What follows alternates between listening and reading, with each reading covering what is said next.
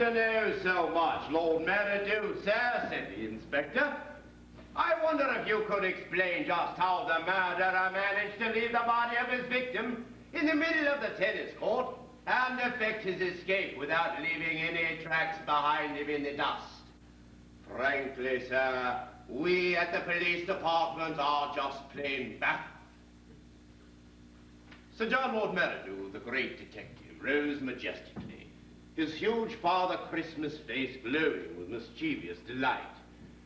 Slowly, he brushed the crumbs of a seedy cake from the folds of his pendulous waistcoat. The police may be baffled, he boomed, but Meridew is not. It is simply a question of a little research and a little ratiocination. 30 years ago, the murderer, Dr. Grayson, was a distinguished member of the Ballet Russe, dancing under the name of Oleg Grzinski. Though the years had altered his appearance, his old skills had not deserted him. He carried the body along the white tape which divided the service boxes on his points. Once to the middle, he threw the body 5 feet towards the baseline where it was bound. Then, with a neatly executed fouet, he returned the way he had come. Thus, leaving no traces at all. Splendid, splendid. Meridew loses none of his cunning, I'm happy to say.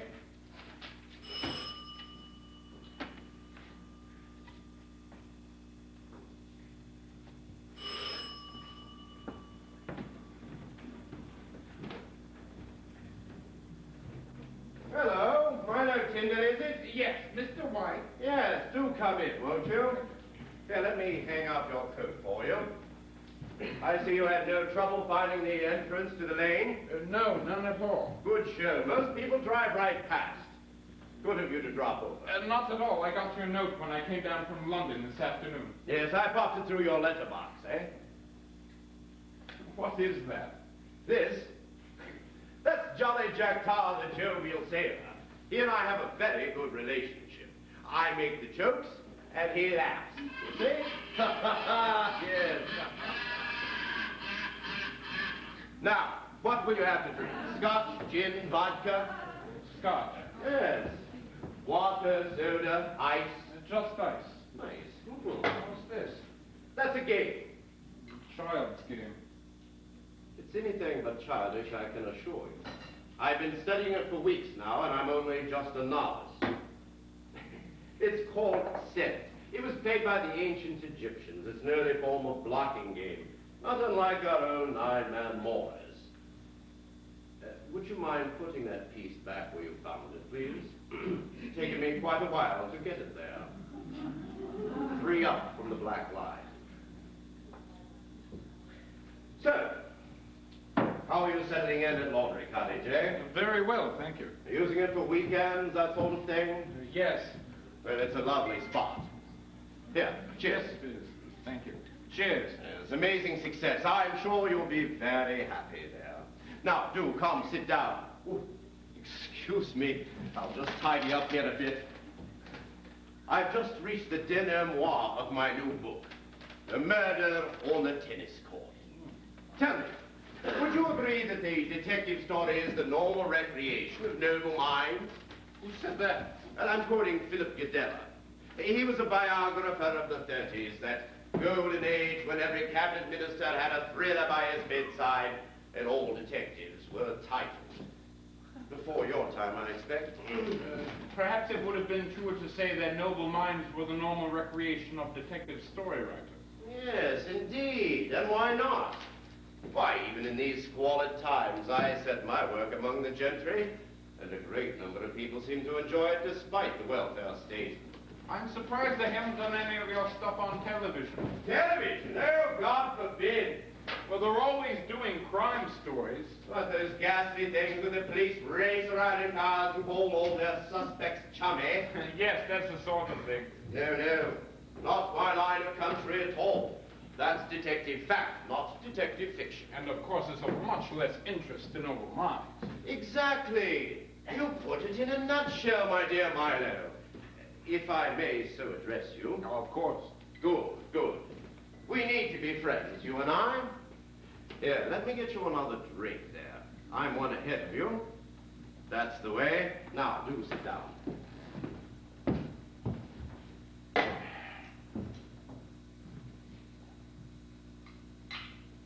I understand you want to marry my wife. You'll forgive me for raising it, but this is somewhat of an opportune time as Marguerite is out of town for the weekend. She's up north, you know, visiting relatives. Is she? Yes. So I thought it was a good time to have this little chat. Yes. Well? Oh, well... Well, yes. With your permission, of course. Yes, of course. There, put this behind your necktie.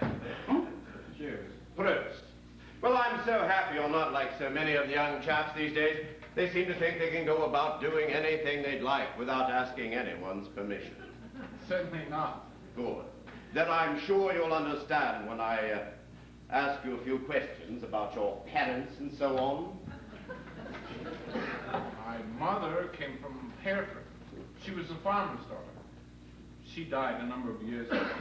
My father is an Italian who came to this country in the 30s. Jewish? Half, on his mother's side. That, for the fascists, was the important side. The male, they thought, didn't transmit the disease so virulently. Dreadful, simply dreadful. Of course, I'm not at all religious myself. I'm an agnostic. Oh, no need to explain to me. We're all liberals here, I hope. I can assure you I have no prejudices against Jews at all. For that matter, not even against half-Jews. Why, some of my best friends are half-Jews. Mind you, I hope you won't object that any children you and Marguerite may have being brought up in the Church of England. None whatsoever, if that's what Marguerite wants. You haven't discussed it yet. It doesn't seem to have cropped up. Well, I suppose that is somewhat of a relief, then, eh? No, but if you take my advice, you'll opt for the Church of England. It's so much easier. A couple of hours on Christmas and Easter, and you've seen the whole thing off nicely. Of course, if you throw in Remembrance Sunday, they award you the Distinguished Christian Award. It's the same with a lot of Jews. My father says that most people see their really old friends only once or twice a year. Why should God be angry if he gets the same treatment? Very amusing. Your father, tell me, was his name Tyndall also? That doesn't sound very Italian. It was Tindalini. But if you had a name like that, in England, in those days you had to make it the ice cream. Well, he was a watchmaker, so he changed it. Was he successful? No. His business failed and he went back to Italy. I send him some money and I visit him from time to time and get in some sun or some skiing, depending, of course, on the season. Yes. Well, enough of this. Let's talk about you, my dear boy. Tell me, what do you do for a living? I'm in the travel business. I have my own agency in South London. Do you really? Tyndall's Travels, eh? What fun. And where do you live? I live above the office. In South London? Yes, I rent the whole house. It's attractive and it's convenient. It's Georgian. I'm sure it's perfectly delightful. But I doubt very much whether an architectural gem south of the Thames holds quite the same magic for Marguerite as it does for you. She adores old houses. She can't wait to live there. Really? I thought she already was living there. At least a couple of nights a week. I'm not mistaken, am I? And surely your motive for taking the place down here was to increase the incidence of this hebdomadal coupling. I came to be near the woman I love. It's a great pain for us to be apart. You wouldn't understand. Perhaps not. But I do understand Marguerite well enough to know that she does not adore old houses. We've lived here some time, and between them, the rising damp and the death watch beetle have put a boot to that good and proper. Why, these days, she's only to look at a mullioned window and she breaks out in lumps. Perhaps it wasn't so much the house as the person she had to share it with. Now, I thought you were well brought up. Don't you know it's rude to make personal remarks? I'm sorry, you were disparaging my lover. On the contrary, I was reminiscing about my wife. Well, it comes to the same thing, doesn't it? Well, things usually do. But I'll wager that within a year, it's you who'll be doing the complaining and I who will be doing the rhapsodizing, having quite forgotten how intolerably vain, tiresome, spendthrift, and generally bloody crafty she really is. Look, if you don't love Marguerite, you don't have to abuse her. My dear boy, if I wish to say that my wife converses like a child of 6 and makes love like the abominable snowman, I shall. Now look here. And I don't need a lover's permission to do so either. In fact, the only thing I do need to know from you is, can you afford to take her off my hands? Afford to take her Afford to support her in the manner in which she was not accustomed to before she met me, but now is. She won't need all this when we're married. It'll be a different life, a life of love and simplicity. All right, sneer at that. It's practically a national sport in this country, sneering at love. My dear boy, I don't need to sneer at it. I simply don't believe you. Why, for Marguerite, love is the fawning of a willing lapdog.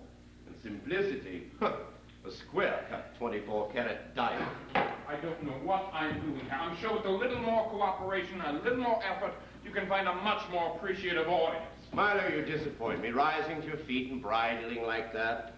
I wasn't bridling, I was protesting. Oh, yes, if you ask me, it was a good old-fashioned Hedy Lamarr bridle, eh? Who? Good. Good, very good. Now, boy, let's talk about something that matters desperately to the both of us, eh? Marguerite? Money. Have you got any? Well, I'm not a millionaire, but I've got the lease on the house and some capital equipment, and the turnover in the business gets bigger every month. By this time next year, I expect This to be year, well... next year. Sometime never. The fact of the matter is, however, that at present you're broke. I'll survive. Well, of course you will, dear boy. But surely survival is not the answer. Presumably, when you've married Marguerite, you'll want a place in the sun, a fast car, and a couple of mistresses, eh? Why? Because you need these things? Of course I do. And so does every other right-thinking and secure man. The only question is how to get them. I'm sure you do all right. Me? Oh, no. Just this fading mansion, the oldest, slowest Rolls-Royce in Wiltshire, and only one mistress, I'm afraid. Taya, that Finnish girl who runs the sauna baths in Swindon. So, you know about her too, do you? Marguerite and I have no secrets from one another. Apparently not even mine. Taya is a Carillion goddess. Her mother was Ilma, the supreme divinity of the air. Her father, Humalia, the great creator. Her golden hair smells of pine. Her cobalt eyes are the secret forest pools of Philadelphia. I hear she's a scrubbed blonde with all the sex appeal of chilled Lysol. There are those who say that cleanliness is next to sexiness. And if I were you, I wouldn't pay so much attention to what Marguerite says. You can take it from me.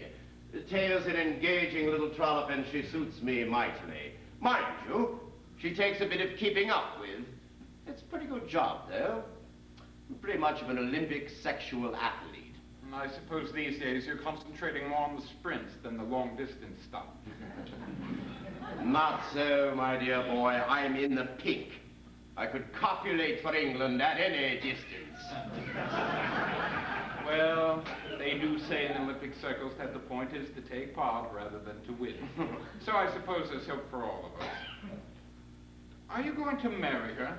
Marry a goddess? Oh, no, I wouldn't presume. I might be turned into a birch tree or something. No, I merely want to live with the girl. What's stopping you? Basically, the firm of Curient and Pry Limited, whom you and Marguerite have seen fit to employ. Well, don't look so damned innocent. Those nicotine-stained private detectives who were camped out in front of Taya's flat for the last week. So you spotted them? A band with glaucoma couldn't have missed them. I mean, you can't expect to read the evening news for 4 hours straight in a Messerschmitt bubble car and expect to remain undetected. I'm sorry, it was Marguerite's idea. Yes, whose else? Who paid? I did. Oh, it's a wonder you could afford it. It was an insurance policy to make sure you didn't change your mind about divorcing Marguerite. Let us have no mistake. I have no objection to you marrying Marguerite. There is nothing I want more than to see the two of you tucked up together. But it's got to be a fixture. I will lose the dear girl for life, not to Tyndall two-week tour economy class. No, you take it from me. You think you know her, but you don't. If you fail her, by which I mean canceling her account at Harrods or shortchanging her a winter in Jamaica, she'll be back to me in a jiffy, mewing for support. Guilty wife or no, she just may be entitled. But Don't be so bloody pathetic. Winter in Jamaica? I'm not going to give her winter in Jamaica. You're worrying unnecessarily. Once Marguerite is married to me, she'll never even think of returning to you. Never. And don't be so concerned about my being able to take care of her either. Oh, good. She's been mending her ways, then. No more flying off to Paris for the weekend. No more expensive champagne suppers. So she's used to luxury. Whose fault is that? It's no fault at all, if you can afford it. But can you? Tell me, how much has this brief liaison cost you so far? 500 pounds? More? 800? 1,000? And tell me, when was the last time you sent money to that father of yours in Italy? Now you see why I'm concerned. I tell you, boy, she'll ruin you. Within a year, you'll be, to coin a phrase, a used gourd. And I might add, a used gourd with a sizable overdraft. We've often talked about money. I say we spend too much. Yes, and she pays no notice. None. Yes, a silvery laugh, a coquettish turn of the head. Something like that. Yes, but don't despair. It is to solve this very problem that I've invited you here tonight. This is, as they say, where the plot thickens.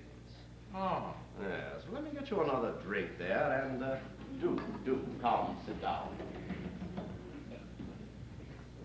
Are you seated comfortably? Good, I'll begin. Once upon a time there lived in Wiltshire an Englishman named Andrew White, who in common with most of his countrymen was virtually castrated by taxation. Now, to avoid total emasculation, his accountants advised him slightly before the last devaluation to put the bulk of his money, some £135,000, into jewelry. His wife, of course, was delighted. You made her a present of it? No, nothing of the sort. The jewels are mine, as well Marguerite knows. But we thought, well, she may as well wear them as bank them.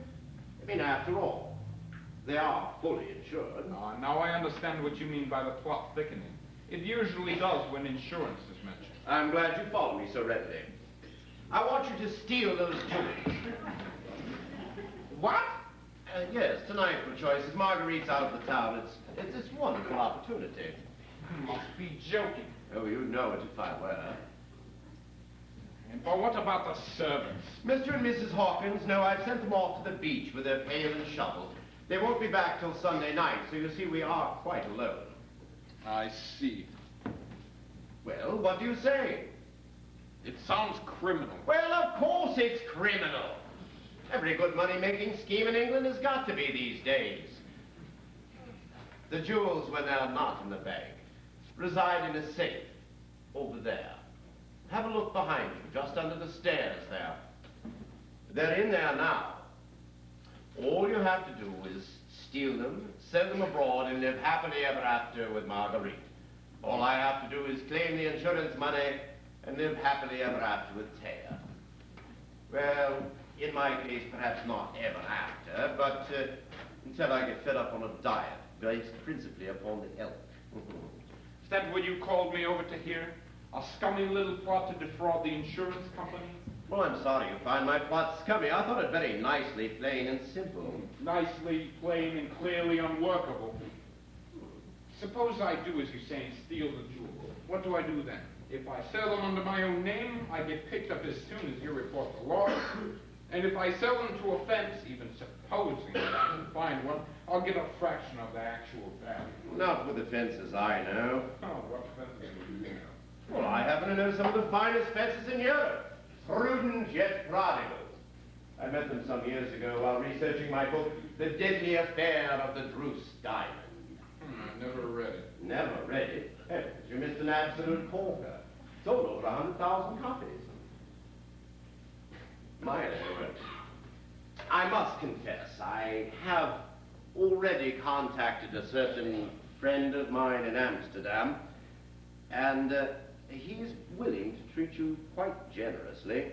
He won't give you the full value for the jewels, of course, but he will give you, oh, say, 2/3, or 90,000 pounds, and he'll give it to you in cash. Why should this man be so generous? Because he'll have what fences never have, title to the jewelry. I'll see to it that when you steal the jewels, I'll see that you steal the receipts I've got for them. Then all you'll have to do is hand them over together. Now, what happens when my insurance company leaps into action, antennae pulsating with suspicion? They find that someone impersonating Andrew White has just sold the jewels for 90,000 pounds in cash. But they still have to pay me, eh? Our cheese. Think it over, Milo. It's worth quite a bit of thought. Take all the time you want. There's all the time in the world. Now look. I know this is going to sound stupid, but have you had any experience? I mean, have you ever committed a crime before? Only in my mind's eye, so to speak, for the purposes of my books. I mean, St. John Lord Merridew would fall on pretty lean times if I never gave him a crime to solve, eh? Merridew? St. John Lord Merridew, my detective, known to millions throughout the civilized world. An ambulatory toddler port with a face of Father Christmas. That's how I describe him. A classical scholar with a taste for good pipes and bad puns, but a nose for sniffing out evil superior to anything on the force. Oh, yes, the police are always stupid in your type of detective novels, aren't they? They never solve anything. Only an amateur sleuth ever knows what's going on. But that's detective fiction. This is fact. I'm well aware of the difference, my dear boy, and I'm also aware that insurance investigators are sharp as razors.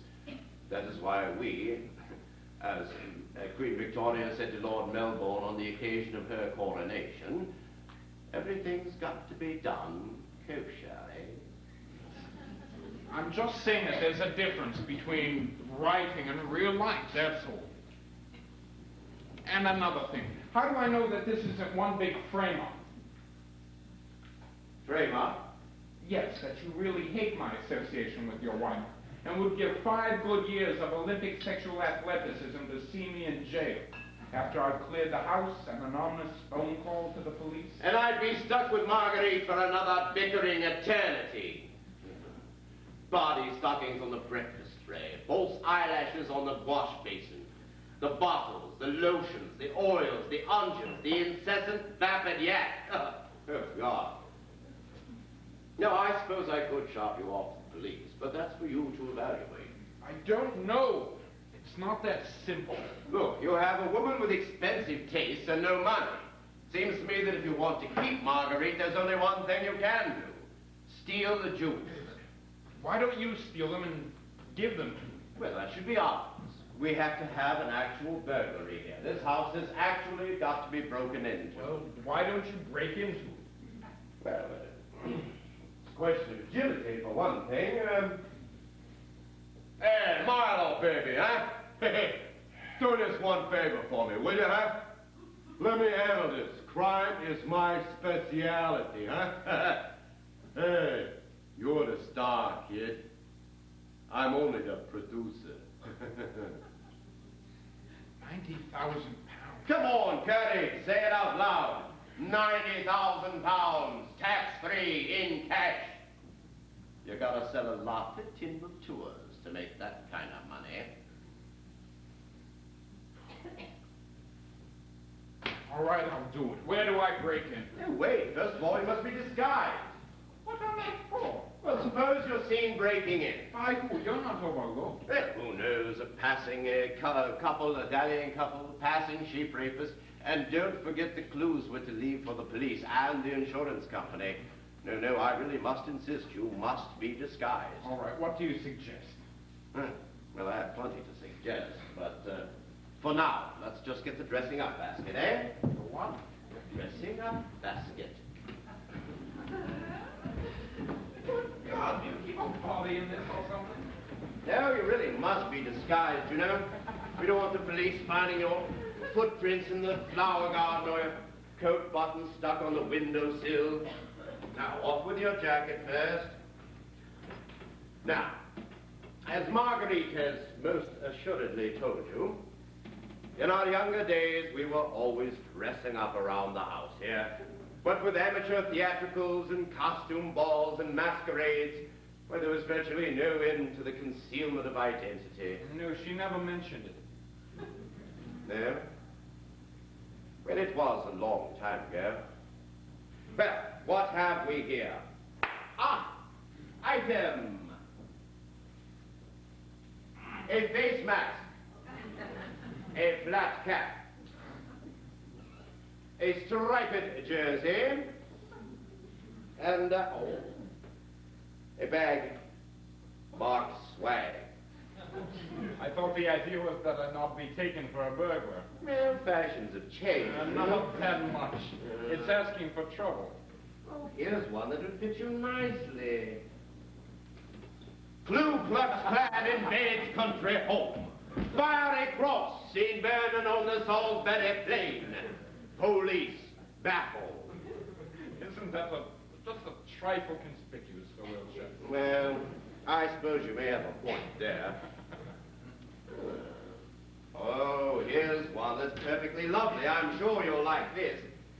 That is, if you like things ecclesiastical, as I'm sure you must. There. How about it? Rather light fingers, eh? For God's sake. Oh, come on, Marlowe. Let's make this a Gothic folly, eh? Perhaps we shall never know the identity of the cowled figure seen lurking about in the grounds of the manor house on the night of the terrible murders.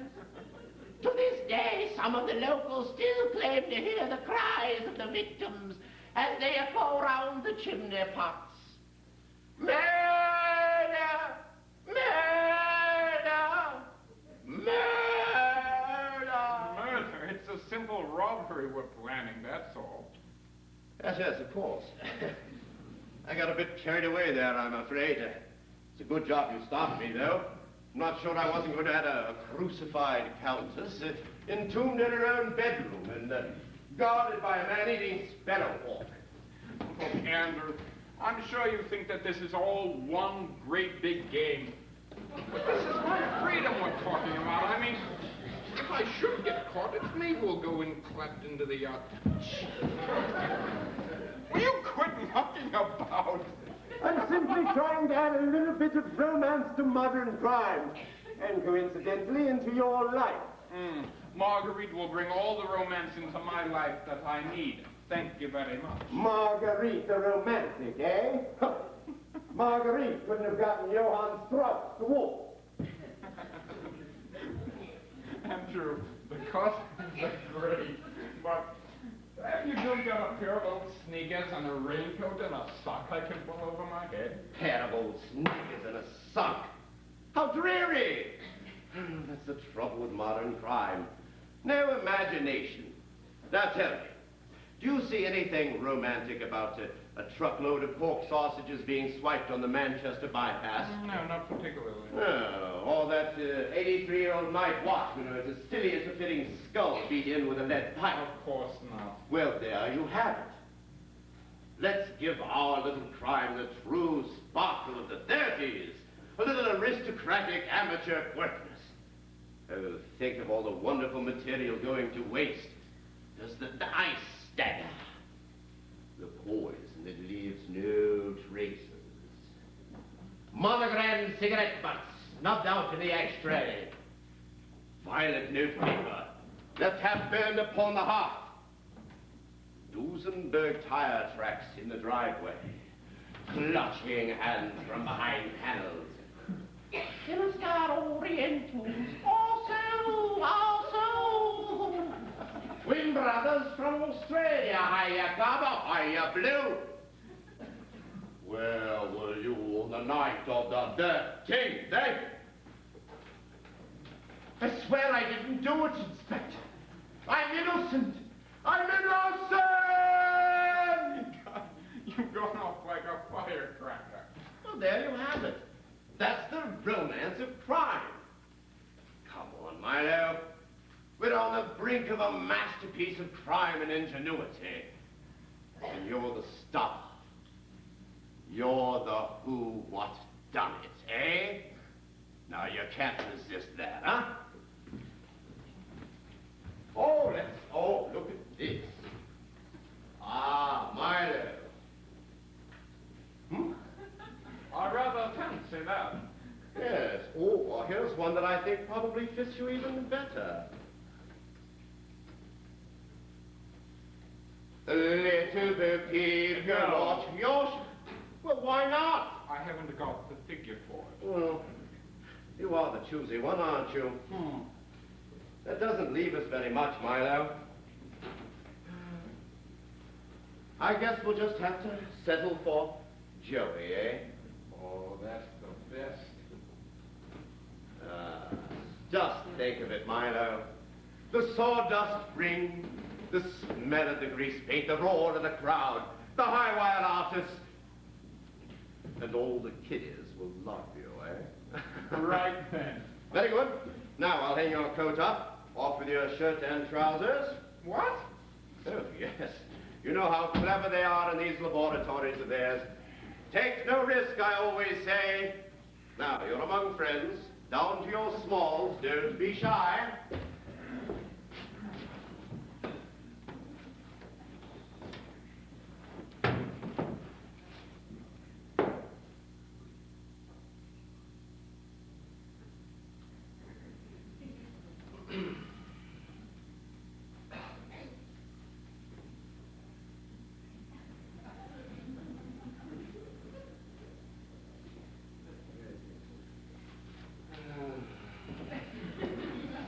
I do know a well-brought-up boy when I see one, don't I? Always folds his pants at night. Ha ha. Valet service, sir. Shirt and tie? Yes, sir. 24-hour service, sir.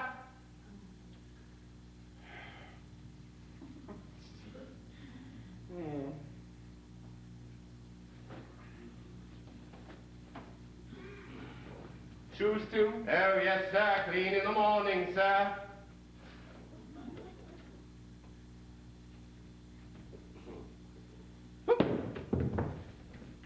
For you, bias.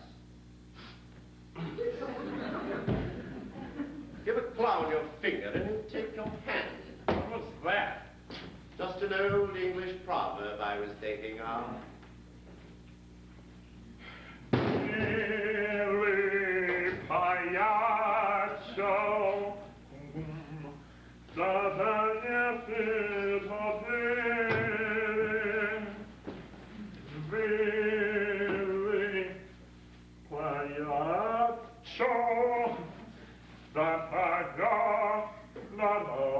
Echo Milo. Bravissimo! And now for the boots.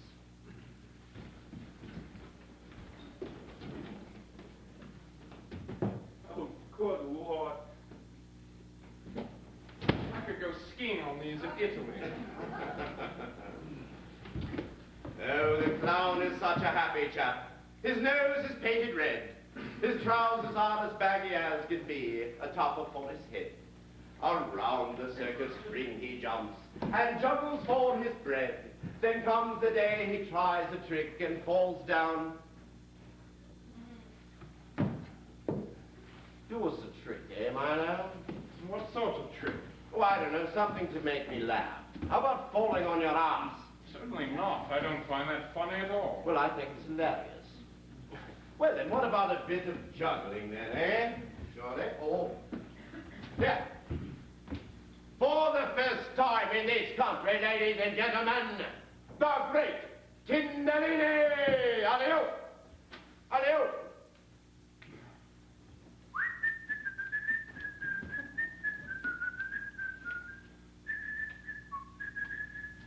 Oh,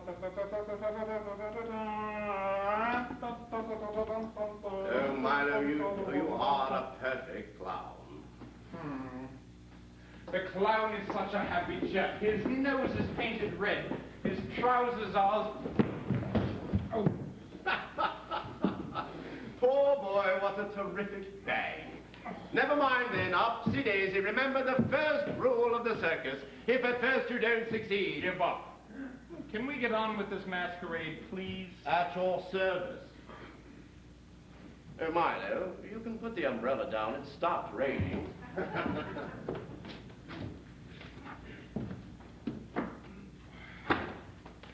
Now for the tools of the trade.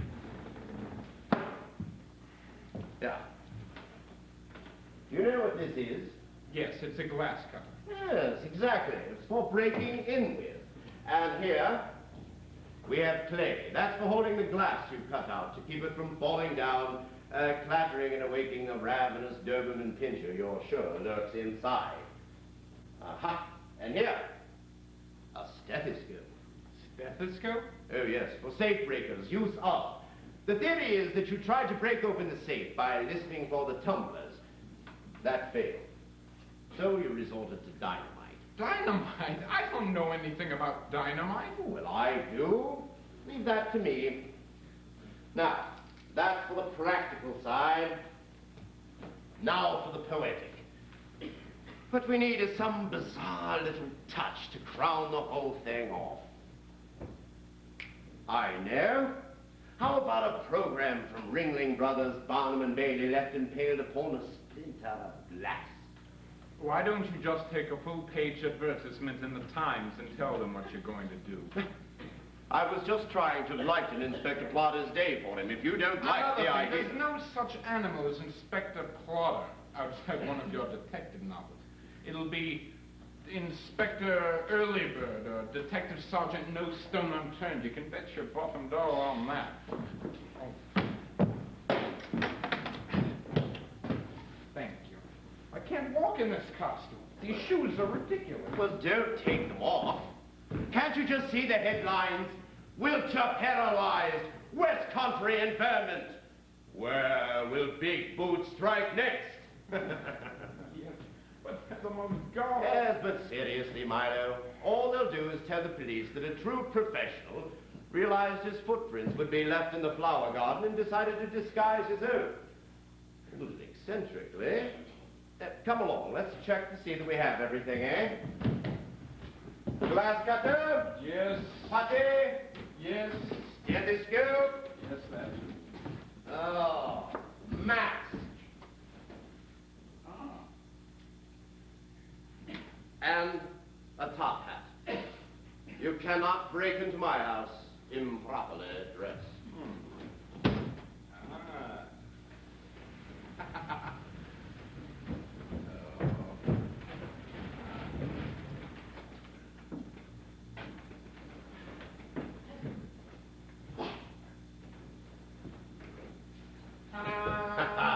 Excellent, Milo, excellent.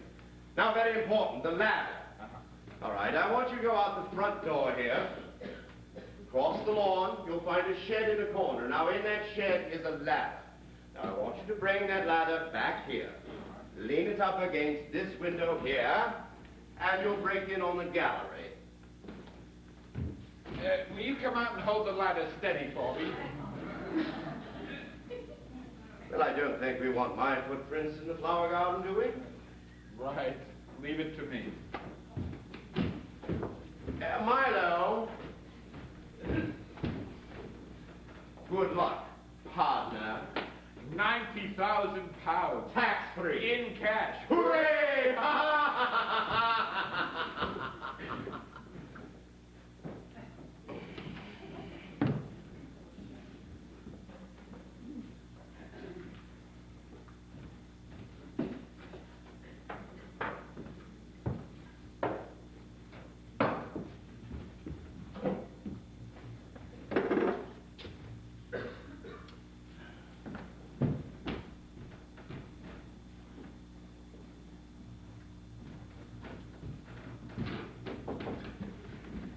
Can't you keep your great feet off my busy Lizzie?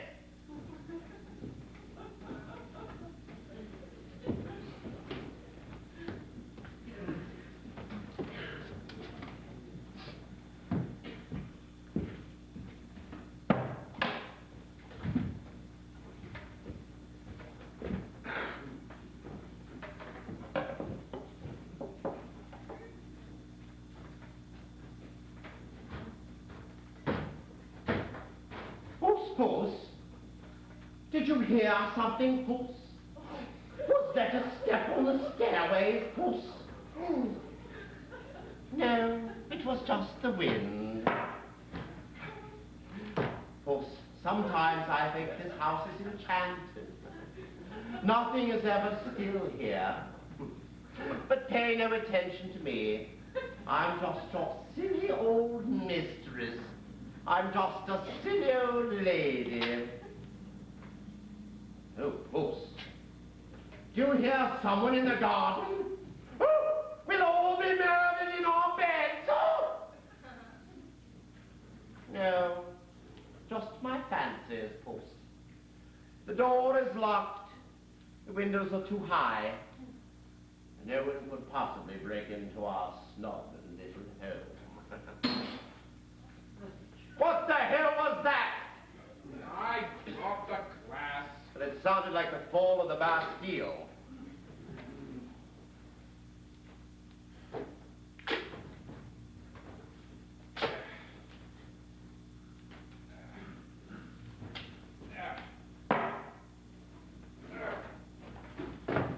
Boots are bigger than a bloody window. Get on with it.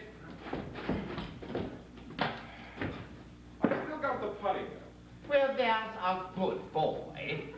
You can put it down anywhere you'd like.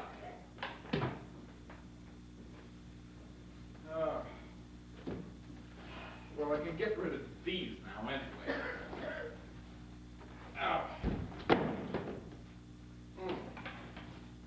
Now for the jewels. No, not yet. You have to look around for them a bit, you know, make a mess. Here, go in the bedroom up there to the right. Go throw some clothes on the floor. Marguerite's for choice. Make a mess.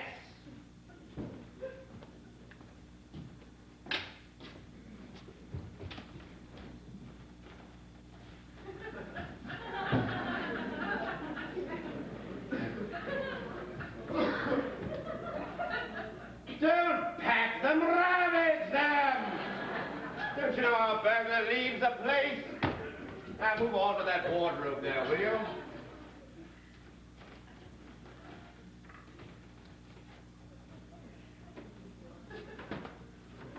Steady on, Milo, those are my shirts. Got to be thorough. It would look suspicious if the burglar started playing favorites. It's a martyrdom. Here, open up that little chest of drawers there, eh?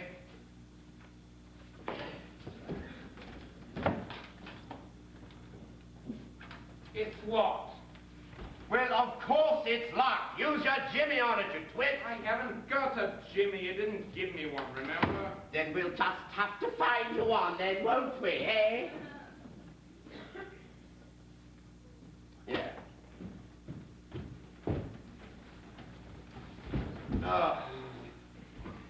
Milo, you are the wettest, soppiest excuse I've ever seen for a night intruder. No, don't look so hurt. I think you're really a rather nice chap. I even like you. But I can't understand what Marguerite sees in you. Sympathy and kindness of a kindred spirit, actually. That's like Bambi bedding down with a Bengali tigress. Here, off you go. I know we're a damn sight happier than you are with your frozen ice meat. No, you just simply take it more seriously, that's all. You have to be serious if you want to be in love. You have to be serious about crime if you want to afford to be in love. Now get cracking on that chest of drawers, eh?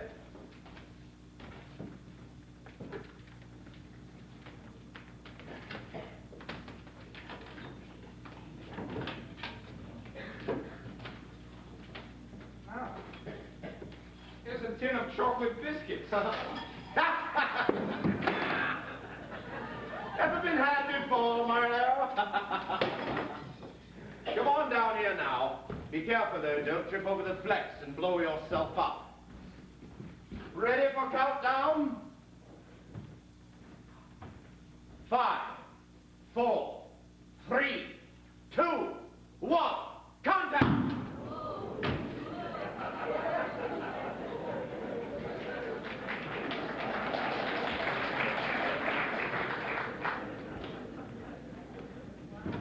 It's hot. Well, go ahead. Burn your hands. It's worth it. Besides, you have gloves on.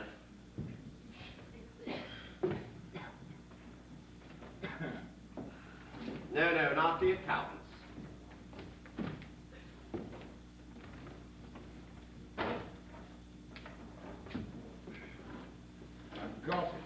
I've got it.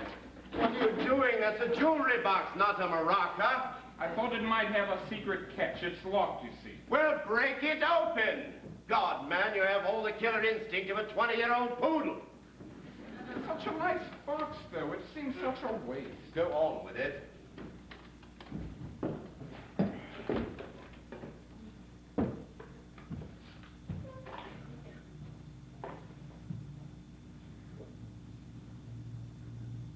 Dear God.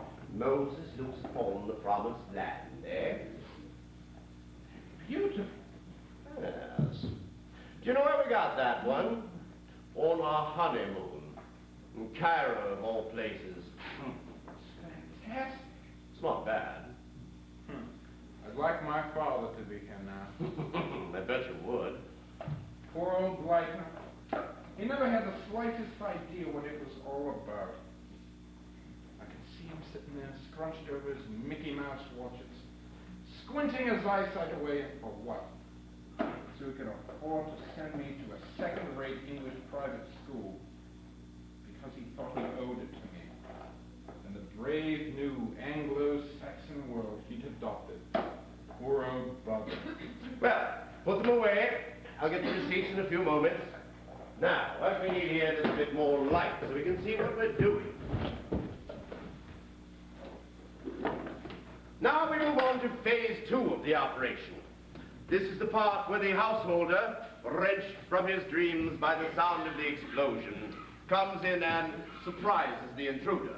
In the ensuing fight, the house is sacked.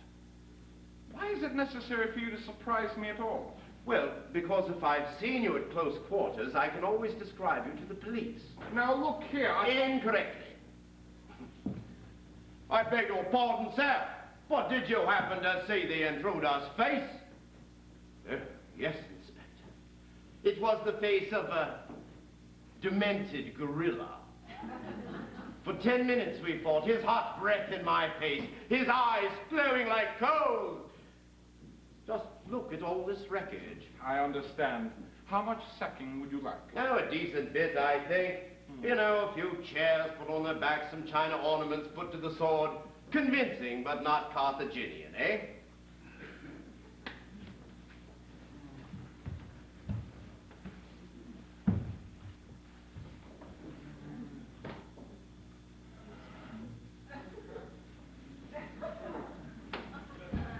Do you call that convincing? Here. Let the encyclopedia fly like the autumn leaves. Let the contents of drawers be strewn in the four windows. Over with tables. Ha!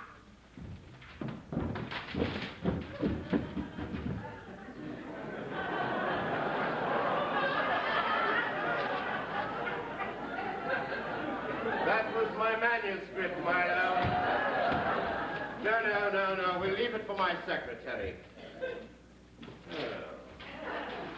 This horrid little figurine. I can't imagine why Marguerite is so attached to it. Now, let's see what accident lends to artifice, eh?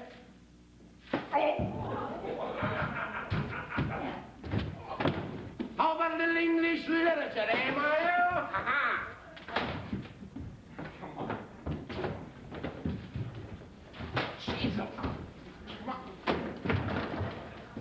Now, sit there. Come on. seriously, old man.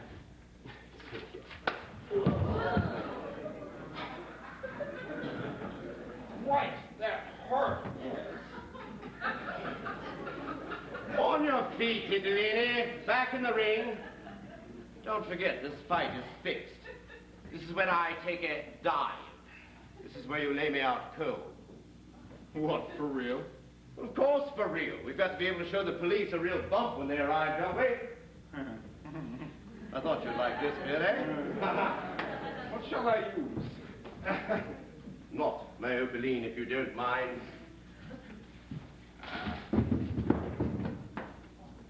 The poker. The poker, the original blunt instrument. Let's not get too over-enthusiastic, Milo. I'm just doing my best. Yes, well, we're not discussing a murder weapon. Simply something which, in the classic manner, administers a glancing blow which leaves me temporarily unconscious. Such as? Well, I don't know. I'm rather off the idea now that I've seen you in action. Now, what we need here is some device which will raise a bolt without actually cracking the cranium. I wonder what those two fathers of scientific detective stories, R. Austin Freeman or Arthur B. Reeves, would have said. I think there was something about that in the Red Thumb Mark of 1907, or was it the Silent Bullet of 1912? What about a bee sting projected underneath the scalp through a blowpipe?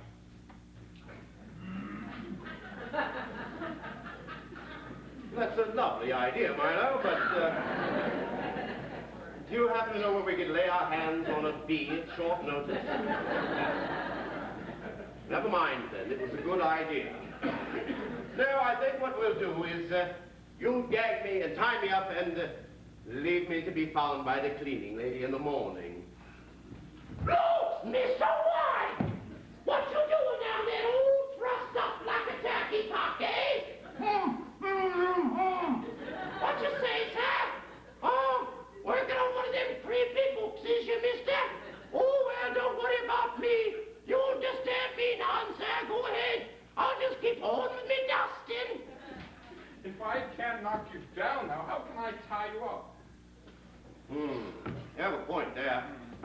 I know you can hold a gun on me. No. We professional burglars don't like firearms very much. Well, as you're a rank amateur, I'm sure you can conquer your scruples.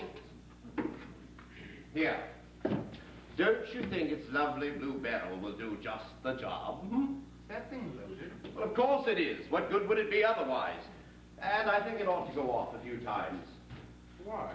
Well, it'll lend credence to my story of having a gun held on me while I was tied up. Hearing a sound and fearing a burglar, I tiptoed in with my revolver. That's when you attacked me. In the ensuing fight, it goes off a couple of times and blows to smithereens a few priceless possessions. But me, being just a fraidy-cat old householder, allow brutish you to take it away from me. That's how you hold a gun on me and tie me up. What do you think of that, eh? I suppose so. Yes. Now, all we have to do is decide on what to sacrifice. What say you to that gaudy Swansea puzzle jug up there, eh? The gloriously witty idea of which is that when you tip it over to pour it, the liquid comes out of the handle instead of the spout. A bit obvious, really. Yes. Obvious and ugly. Let us expose its shortcomings.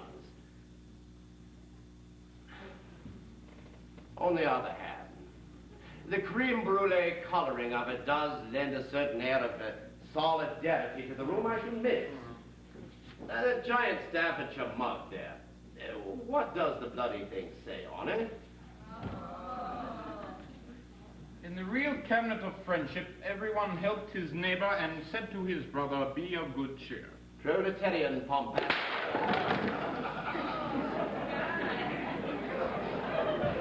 You might say good shot. Good shot. It's nothing. There. Down with all reactionary deviation as Dresden Shepherd. I missed.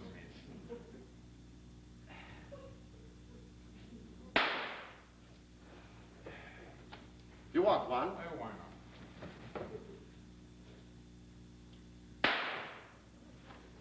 no better than I. What fun this is, really. I say, did you ever know Charlie Begbie? No, I don't think so. No, finest shot I ever saw. He shot 6 ducks with 1 bullet. No. Yes, I tell you he did. The only problem was they were China ducks, and they were all on his antique wall. Ooh. I said, Charlie, don't you know that it's closed season on ducks?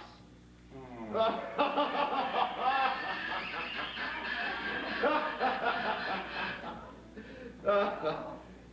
Well, it's really not that funny, actually. The worse the joke, the more he laughs. No, you know, there is open season on some creatures all year round. Seducers and wife stealers, for instance. Only in Italian opera, surely. You should know. That's the land of your origin, isn't it? No. I was born here in England. I'm English. Were you now? Ditto cradle of the parliamentary system. Ditto who screws my wife merits a scotch and soda England, eh? Sense of humor, fair trial England, I mean. That's how a foreigner talks. In his heart he says, cold, wet country. Ugly red men who don't know how to treat their women. Look, what brought all this on? What are you doing with the gun? Pretty obviously pointing it at you. For God's sake, why? Because I'm going to kill you. You're going to... It's one of those games, right? Right! Oh. Yes, it's called I'm going to kill you, and no one will ever suspect murder. You mean all this steal my wife's jewels was just a... Yes. Yes, the break-in, the disguise, the safe blown open, the jewels in your pocket, the struggle, the gun going off a few times, and then the last, final, fatal shot. For God's sake, Andrew, knock it off. Why? Do you see something wrong with my plan? Marguerite. They'll find out about Marguerite tonight, and they'll trace it back to you. They'll know why you did it. Well, I'm perfectly entitled to tackle a man wearing a mask burglarizing my home. The law will have every sympathy with me. England has always regarded the rights of property over those of people. And Marguerite, she'll think you're just an adventurer out after her jewels. A petty sneak thief who prefers larceny to marriage. So you see, you really are a dead duck, aren't you? You haven't a moral or romantic attitude left. I believe you're serious. Well, I'm not afraid of killing you, if that's what you mean. You've got to be mortally afraid for your soul. I didn't think Jews believed in hell. You believe in not playing games with wife. Oh, yes, wit in the face of adversity. You've learned something from the English, eh? Well, I'll teach you something else. It's called a sporting chance. Go ahead. Make a run for it.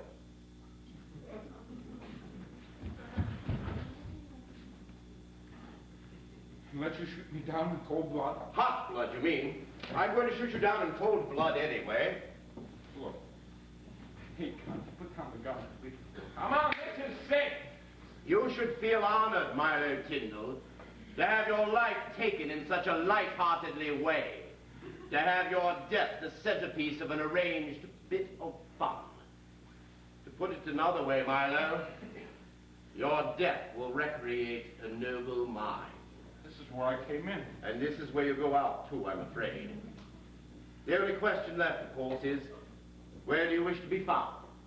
Sprawled over the desk here, like countless colonels in countless studies? Huh? Or would you prefer over there? Propped up in a log basket like a rag doll, eh? Which do you like, Milo?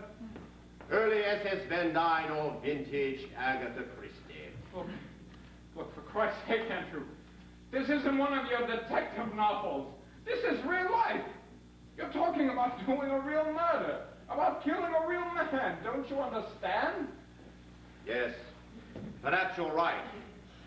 Perhaps I shouldn't use a gun at all. Perhaps I should shove a ham knife into you and leave you on the floor. Your blood staining the carpet crimson. No. How about a true murder weapon of the 30s? The Mashy Niblick. I think I still have my good old Mashy Niblick up here someplace. Yes, here it is. The body should be found over there. In a fair old mess, I think. The body was found on the floor, splayed like a broken puppet.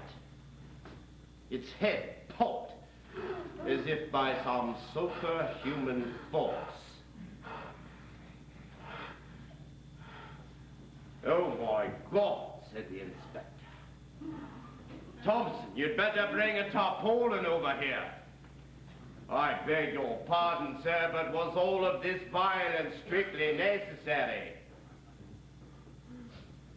Well, Inspector, when I saw the young man handling my wife's underclothing, I simply lost control. No, I don't like that. Too messy. No, I think the scene that the police shall find is this. That after the struggle, you race up the stairs to regain your ladder. In a renewed struggle, I shoot you. Nothing succeeds like simplicity, eh, Milo? Now, on your feet. Did you know that King Charles I, on the occasion of his execution, wore 2 shirts? He said, if I shiver from the cold, my enemies will think it was from fear. You too, Milo, must attempt dignity as you mount the steps to the scaffold. Why? Why? Well, surely you don't think begging will help? I must know why. Well, I thought that was perfectly obvious. But since you ask, I'll tell you. Because I hate you. Because I hate your smarmy, good-looking Latin face. And your easy manner. You're easy in a ski lodge, and easy on a yacht, and easy on a beach. And I'll bet you a pound to a penny that you wear a gold chain around your neck. In the summer, your hairy chest is matted down with sun oil. I hate you because you're a Mark Humble, a jewel-shot cup-linked sponger, a seducer of silly women, a king among marshmallow snakes. I hate you because you're a ponce, a wop, a yid, are not one of me. Come on, little man. Did you really think I was going to let you get away with stealing my wife and my jewels? Did you really think I would let myself become that ridiculous? Why not? You're not in love with her. Whether I love her or not, she's mine. I found her, I've kept her, and I'm accustomed to her. And at one time, she did love me. And now she's in love with me. And the dog in the manger won't let go. The mad dog who should be put down for everybody's sake. And you are a young man, dressed as a clown, about to die.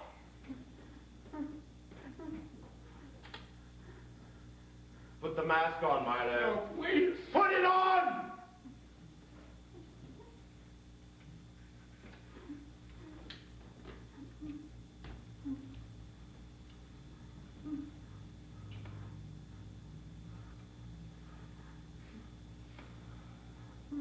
Farewell, Punchinello.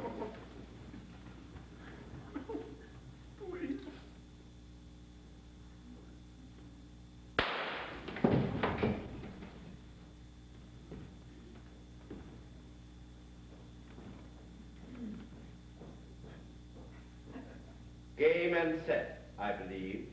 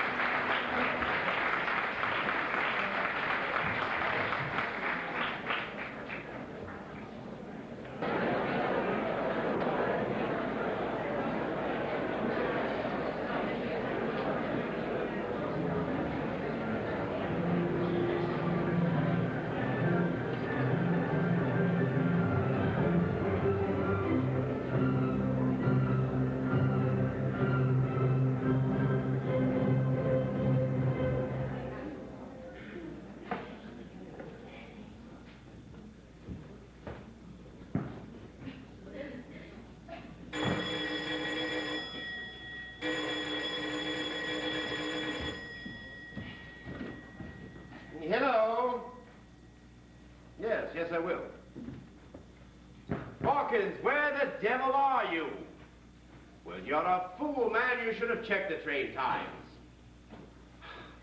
But you know how helpless I am without you and Mrs. H. The rolls is a filthy mess, and I've had to fix my own supper for 3 nights running. Well, that's all fine and dandy, but man cannot live by caviar alone. Yes, well, fine. First thing in the morning, though. First thing, you hear? All right. First thing. Goodbye.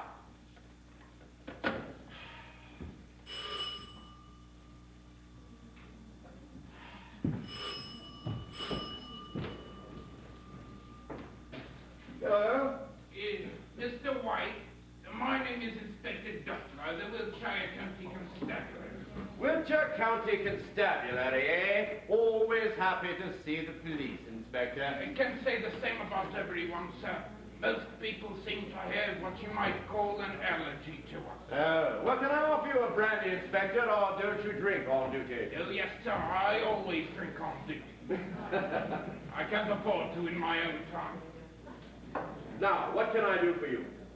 I'm investigating a disappearance, sir. Disappearance? Yes, sir, of a Mr. Milo Tyndall.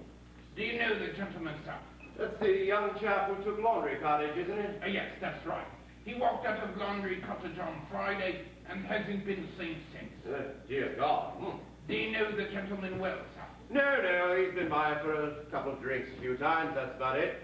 When was the last time you saw Mr. Tyndall, sir? No, it's been months ago, really, Inspector. As I say, we weren't close friends, just really more of an acquaintance. Really, sir? That doesn't quite accord with our information. It seems that he told Jack Benton, the barman of the White Lion, that he was coming to see you 2 nights ago. Well, Inspector, you know that barmen are notorious opponents of exactitude, and I've always found that Jack Benton's observations in particular needed constant correction. I wonder if you would correct something else for me then, sir. Yes, what's that? The impression gained by a man who happened to be passing your house 2 nights ago that a fierce struggle was taking place. Does it look like it? And that shots were fired. Shots? 4 or 5, our man thinks. A car backfired. No, sir. These were shots. From a gun. Our man is positive. Might I ask you why it's taken you 2 days to come and ask me about all of this, Inspector? Well, sir, things take longer to check out than you'd think. And we like to be certain of our facts before troubling a gentleman like yourself. Facts? What facts? After our informant reported the incident, sir, we did a spot of checking in the village, and as I say, Mr. Ben was very helpful. Well, there's an upright citizen then. Quite so, sir. If only there were more like him, eh? He told us that Mr. Tyndall stopped into the pub for a quick one and said he was on his way up to see you. Well, what with him being a newcomer to these parts and all, we thought we might have a word with him, but as I previously indicated, sir, he seems to have disappeared.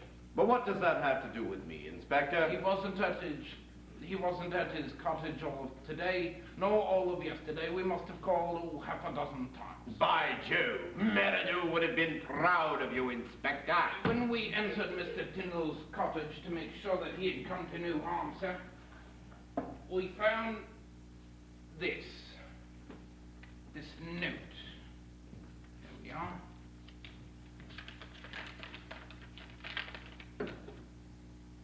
Urgent, we talk. Come Friday night, 8 o'clock. White. Is that your handwriting, sir? Well, yes, it is, Inspector. Thank you very much. So, Mr. Tyndall was here, sir. The potman spoke soup, eh? I wonder if you could answer my original question then, sir. Which one? Was there a struggle here on Friday night? Well, in a manner of speaking, yes, Inspector. It was a game we were playing. A game, sir? What sort of game? Well, it's rather difficult to describe, actually. It's called burglary. Please don't joke, sir. Isn't it about time that you told me that I don't realize the seriousness of my own position? A man comes here, sir, and there is a fight. Shots are heard, and he disappears. Now, what would you think of that if you were I? Oh, an open and shut case, Inspector. But things are not always as they seem. In my last book, for instance, Meridew proved, by the phonetic misspelling of a word, The apparent forgery of a document supposedly written by a deaf mute. I'm waiting for an explanation, sir. He came about 8 and left about an hour and a half later. I haven't seen him since. Nor has anyone else, sir. This is absurd. Are you suggesting that I killed Tyndall? Killed Tyndall, sir? I never mentioned the word killed. Oh, you can't pull that old one on me. Garroted, sir? Might I ask how you knew her ladyship was garroted? Well, I do know, Inspector. Perhaps you mentioned it. No, sir. I can assure you I never mentioned the word garroted, sir. I'm sorry you find us so comic, sir. On the whole, we do it as necessary. Just doing your job, eh? Isn't that the overworked phrase? Quite so, sir. Please, sit down. Your wife, sir, and Mr. Tyndall have been associating closely for some time now. So you know about that too, do you? Well, I suppose you can't keep a thing like that quiet in a small village, eh? Perfectly true, sir. Inspector, I hope you're not suggesting a crime passion now.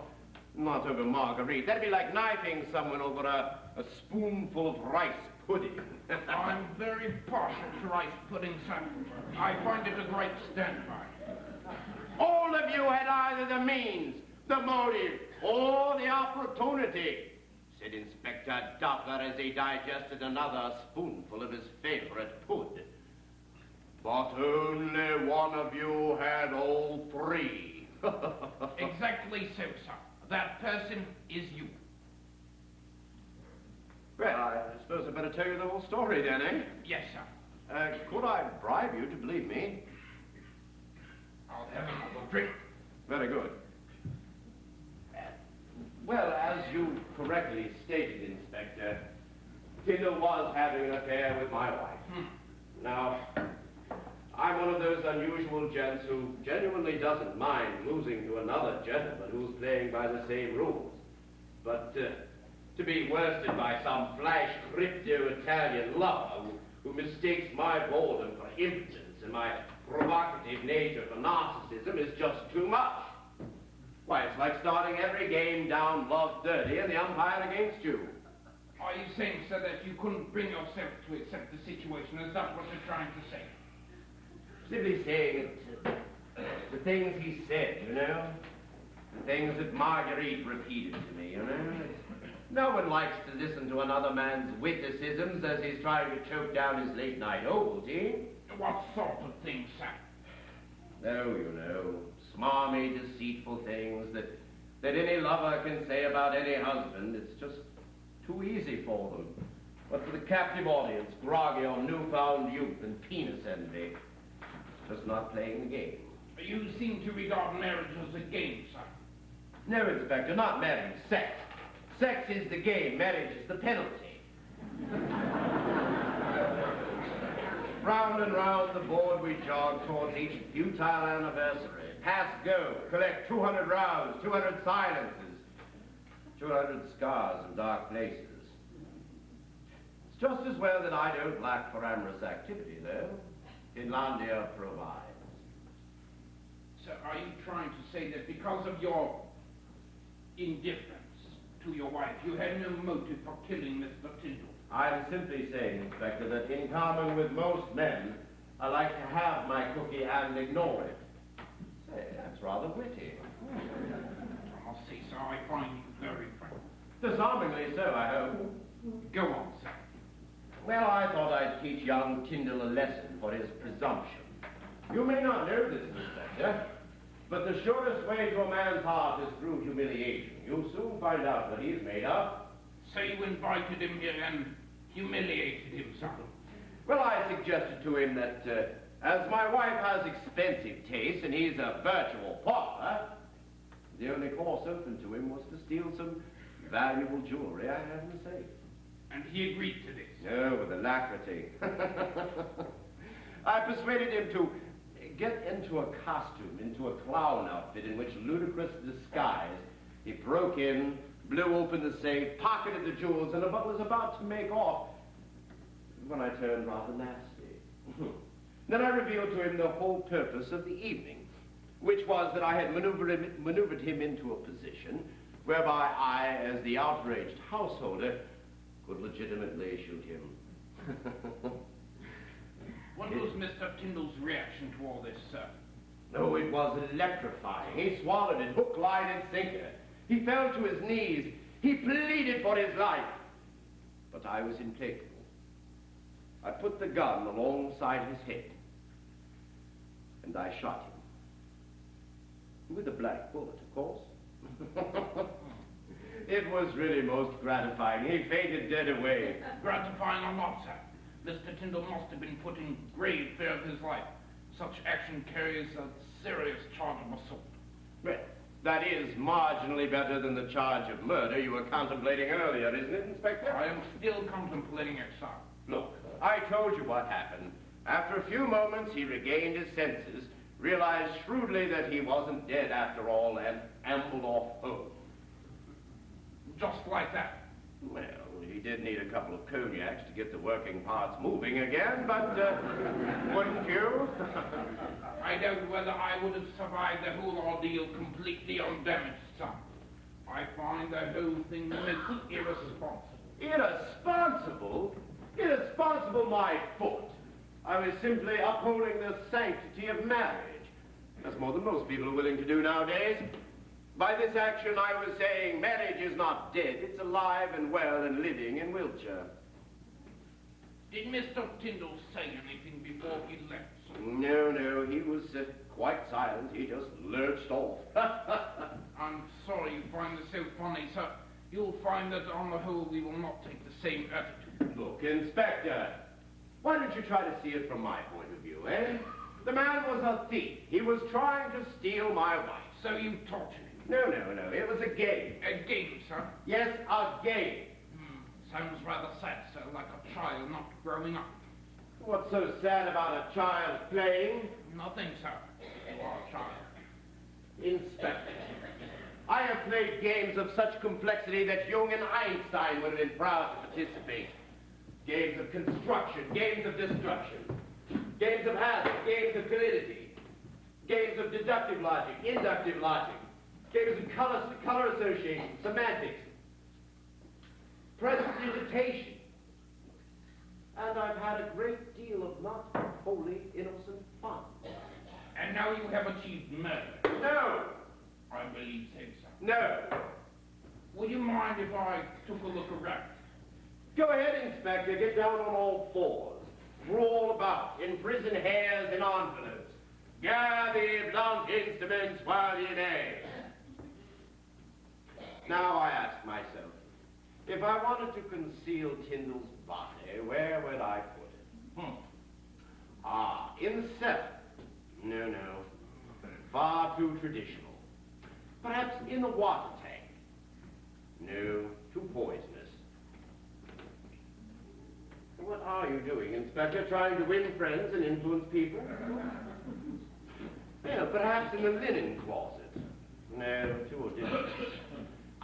In the furnace. No. That would be too residual. In the herbaceous garden. No, too vociferous. In the garage. Excuse me, sir. Yes? Those bullet holes in the bookcase there. And, on this one here. Are they bullet holes, sir? Yes, quite right, so they are. I understood you to say that you used a blank. Well, yes, I used 4 real bullets to set up the action, and 1 blank to complete it. I had to convince him I was in earnest. I mean, if you're going to play a game, you have to play it to the hilt. I see, sir. 1 blank. Tell me, sir, where was Mr. Tyndall when you killed him? Pretended to kill him, you mean, Inspector? Yes, sir. Please show me where he was when the bullet hit him. Of course, you realize there was no bullet. Very well, sir. Show me where he was standing when the blank cartridge was fired. At your service. He was standing, rather kneeling, cowering, actually, up here on the stairs. Then when I fired, he fainted and fell flippity-floppity fell. I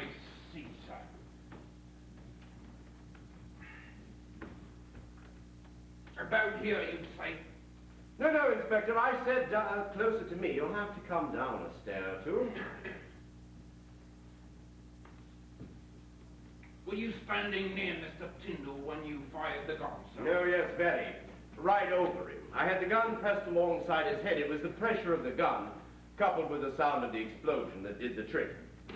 Inspector, I would like to facilitate your work in every way. Joke blood, sir. Well, I do not understand. This here on the banister here, it's dried blood. Blood? Yes, sir. Right here. Well, let me see, eh? Now, don't touch it, sir. Well, don't carve your name in it. See, that's blood there,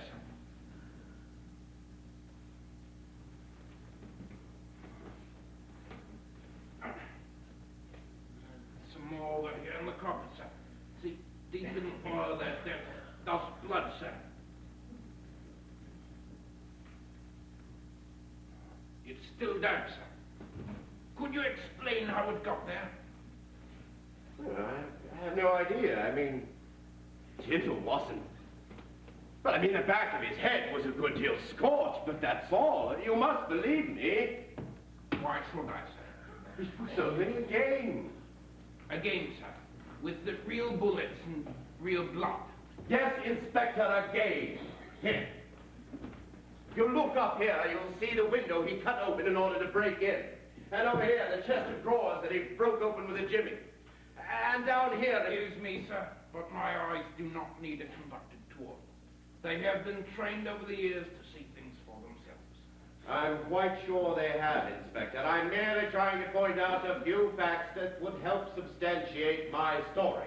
Now, down here you'll find the safe we blew open. Sir, where are the jewels now?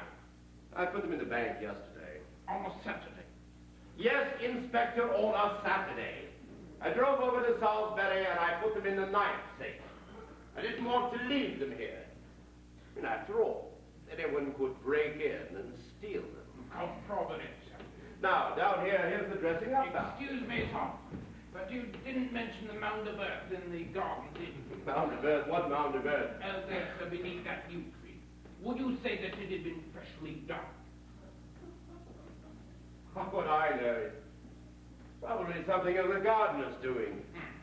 Yes, yes. I fancy he did say something about a new flower bed or something. A flower bed right beneath the yew tree, sir. Look, how should I know? Why don't you go ask the man yourself? He's probably out there someplace mouldering about on his moleskin knees, just aching for an opportunity to slander his master. Funny, sir. I find that gardeners make excellent witnesses. They're slow, they're methodical, and they're positive. Inspector, do you really think that I would leave a dead body in my own garden and leave freshly upturned earth for just anyone to find? If you weren't expecting us right away, sir, yes, sir. You see, we know just how farm murders are their back gardens.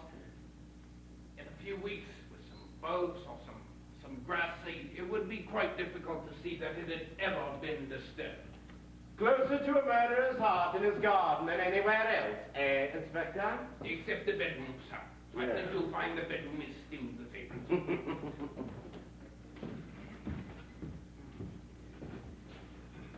Oh dear. What's a way to leave clothes all bundled up in your wardrobe?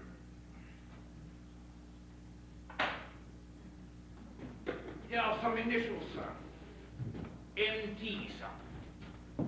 Made by Owen and Smith of Percy Street, 29th of the 4th, 1980, from Mr. Milo Tyndall. Tell me, sir, when Mr. Tyndall lurched off, as you put it, did he lurch naked? I have no idea about this. Didn't you say that Mr. Tyndall stripped off here the other night in order to disguise himself as a clown? Yes, he Another did, part of the humiliation process, I suppose. But he changed back before he left. I mean, you really can't see him running through the village dressed as a clown, can you? No, sir, I can't. Which makes the appearance of his clothes here all the more significant. It's all so difficult. On the contrary, sir, I find it rather simple. I think the third verdict was not a... I think it started out, actually, as a game. Just like you say, in order to play a diabolical trick on Mr. Tyndall, but that it suddenly went very wrong. The third bullet, as I say, was not a blank as you would suppose, but was in fact a live bullet, which killed Mr. Tyndall stone dead. When you realized what you had done, panicked and buried him in the garden. It was foolish of you, however, though, not to wash the blood properly off the banister and burn the clothes out. No, Inspector. It was a game. He left here alive. I didn't murder him. I don't believe you, sir.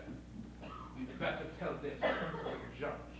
Look. We'll be quite content with the charge of manslaughter, sir. We believe it was an accident.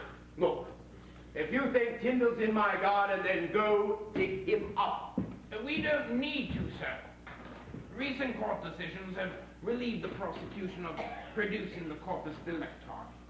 If Mr. Tyndall is not out there underneath the newly turned earth, it will merely indicate that in your panic you first thought of burying him there and then moved him somewhere else. Where? Does it matter, sir? Spook, spinny, flash or see, it's all the same to us. He'll turn up sooner or later, sir. Discovered by some adulterous salesman or some oversexed Boy Scout. And if he doesn't, it hardly matters. There's so much circumstantial evidence against him. But come on, sir, it's time to go.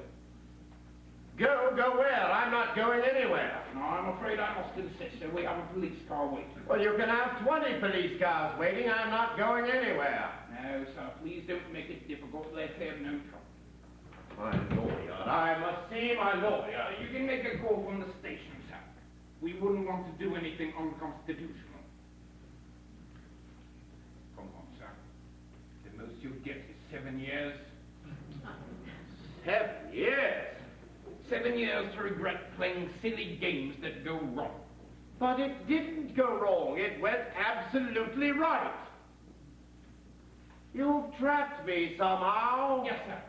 You see, us real-life detectives aren't quite as stupid as we are sometimes portrayed by writers like yourself.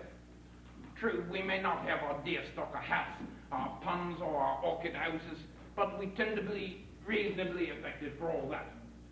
Who the hell are you? Detective Inspector Doppler, sir. Spelt as in C. Doppler, 1803, 1853, whose principle it was that when the source of any wave movement is approached, the frequency appears greater than it does from an object moving away. It is not also unconnected with the German word doppel, meaning double, hence doppelganger or double image. And for those whose minds run in such circles, it is a virtual anagram for the word plodder. Inspector Plodder becomes Inspector Doppler, if you see what I mean, sir. Milo! The same. You shit! Just so. You platinum-plated, copper-bottomed, dyed-in-the-wool, old-time, knockdown, drag-out bastard, Milo. Thank you. Oh, you weasel, you poisoning koi-poo, you mendacious bollock of Satan. Obliged. You triple-dealing turd. In your death. Mind you, I'm not saying it wasn't well done. It was absolutely magnificent. Thank you.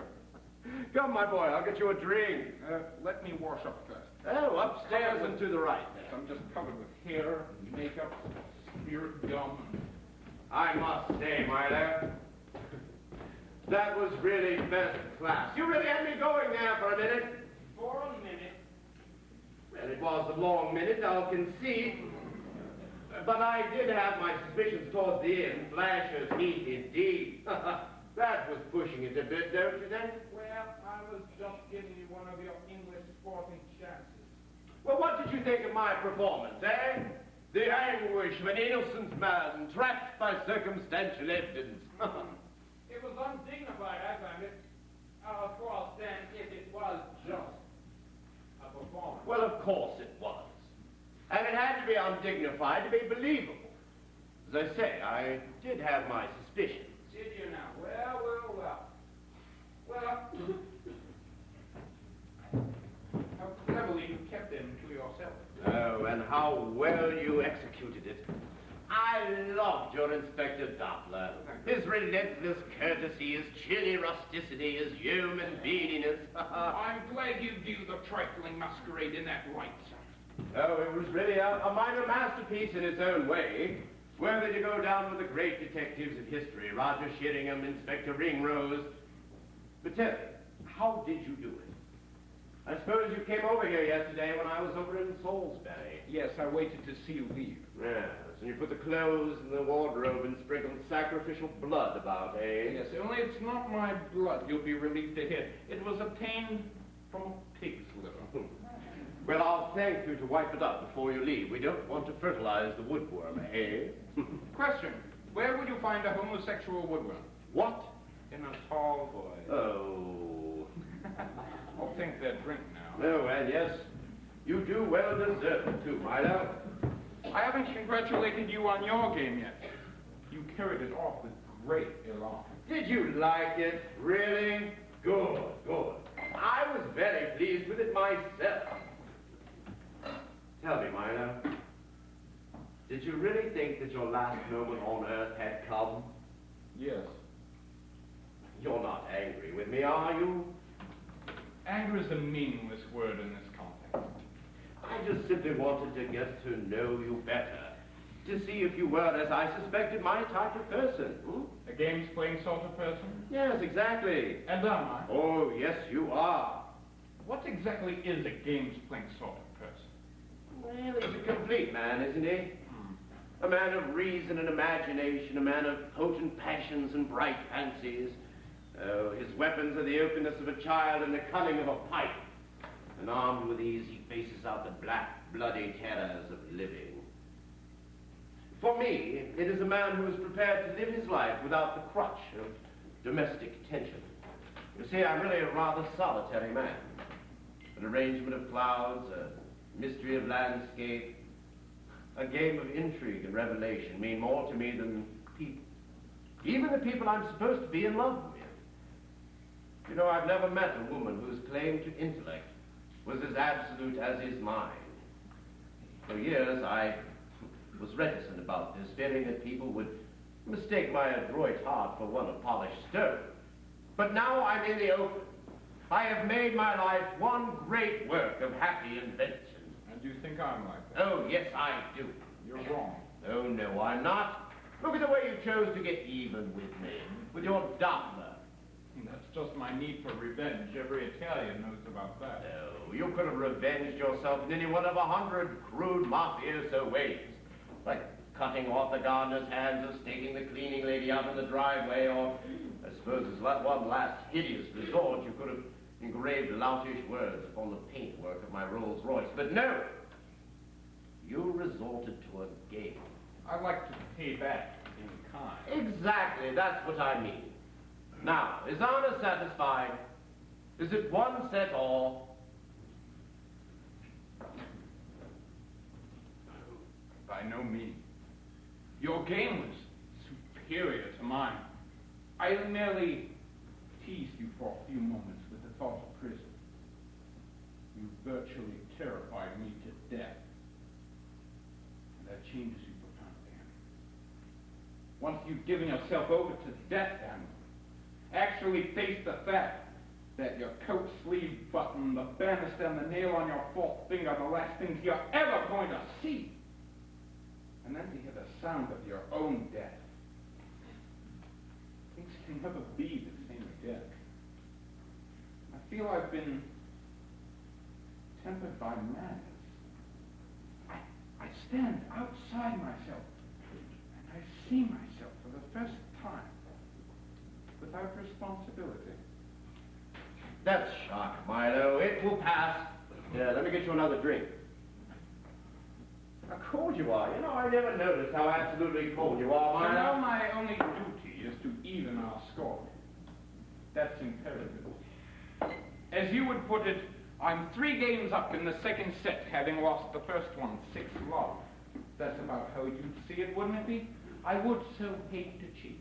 No, no, Milo, you're far too modest.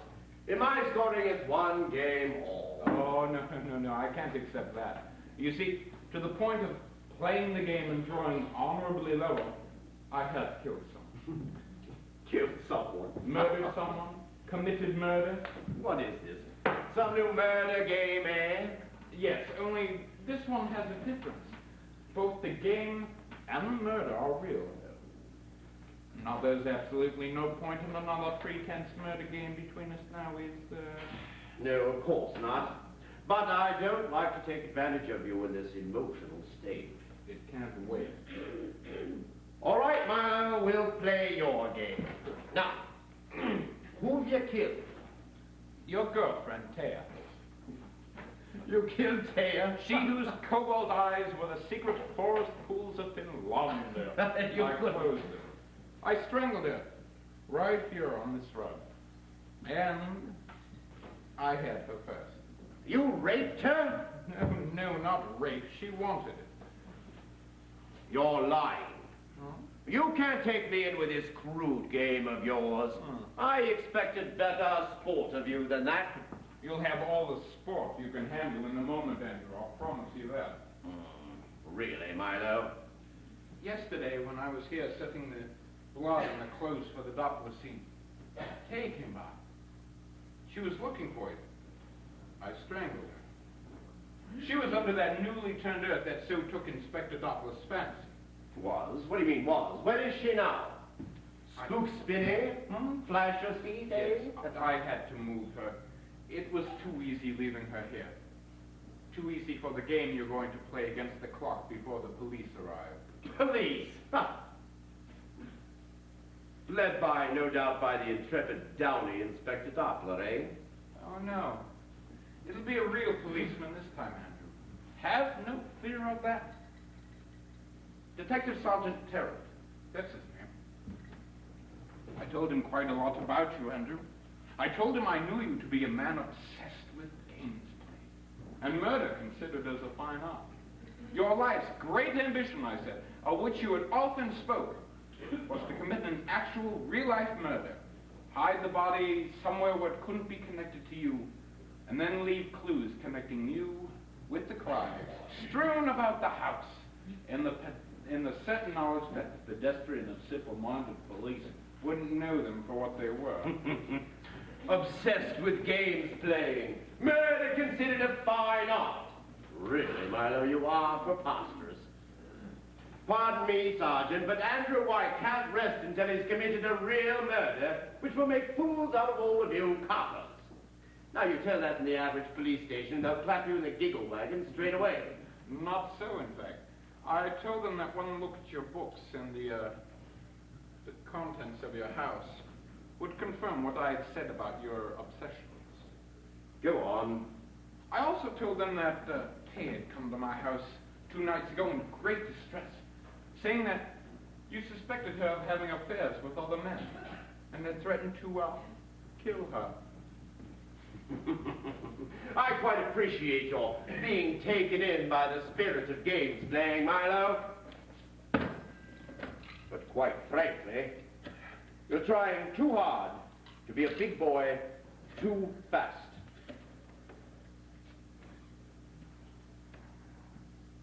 Joyce. Yes, Andrew here. Can I speak with Taya, please? She what? Well, when was this?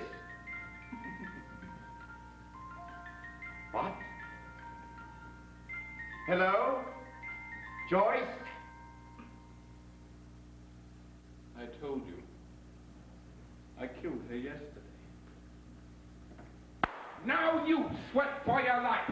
You have a little over 8 minutes before the law arrives. It'll be all giant brain against their plodding ones. Concealed somewhere in this room are 2 incriminating clues.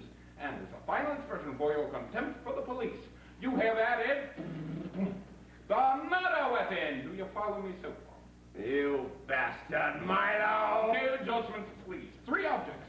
Those you don't find, to be certain the police will. Now, I should add here that all the objects are in full view, though they have been somewhat camouflaged to make the whole thing more fun. The first object is a crystal bracelet. The crystal? Yes, I tore it from her wrist.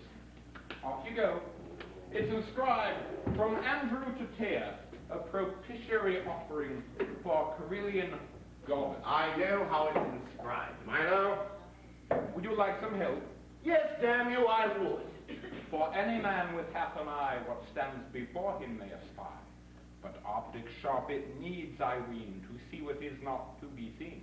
But you said it was within plain sight. Well, that's just paradoxical old me now, isn't it? I'll roast you for this, Tyndall. I'll roast you alive. 6 minutes. 6 minutes. I'll have to work fast here. It's an optical trick, I'm sure, right? Propitiatory offering, eh? What was it you had to propitiate for? I wonder. None of your damn business. Just for being yourself, I suppose. Just for being bloody, cold, torturing, and your wife. Oh dear. I wonder if all her jewelry was inscribed with apologies for your bully boy behavior. That's a rude jibe. Mind you, at least you gave us some. Marguerite just had the use of them. I see what you're trying to do. You're trying to distract me. But it won't work. I'll solve your puzzle. Now, let's see. Optic sharp it needs, I ween, to see what cannot be seen. Seen. Seen with the eye, the naked eye. Aha! It could be microscopic. You could only see a portion of it. You won't need the Sherlock's home kit, Andrew. Everything is full size and in plain view. Although the detective angle isn't a bad one. I wonder how your man St. John Lord Meredith would have handled this. Meridew! St. John Lord Meridew! Perhaps he would have clambered up the stairs, hauling his great ton of pork belly after him. Or perhaps he would have gone to the fireplace.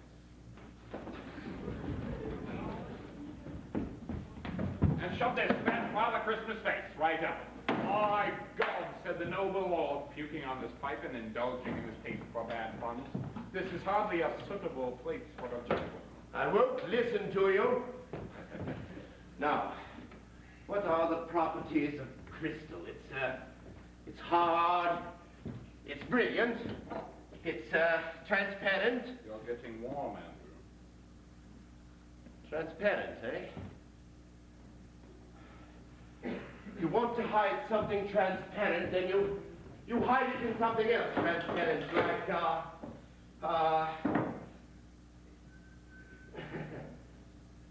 suddenly it is all crystal clear.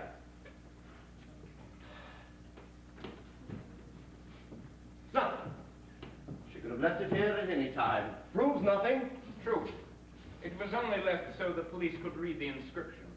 At least they know that your relationship with Tay hasn't always been a happy one. Aren't you the subtle one? All right, what's the next clue? Oh, the next clue is much more damning. It's in the form of a riddle, which goes as follows.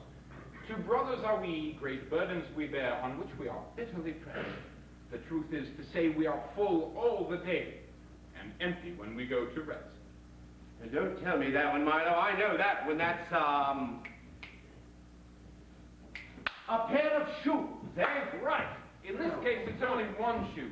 The girl's right one, size 6. The other one I need hardly add is still on Taylor's body. Oh, poor Taylor. Poor Taylor. Well, it's a bit better. It's the first sign of grief you've shown since you learned of her death. That's not true. You think I don't care, but I do. I mean, I've got to save myself, though, don't I? You're loving.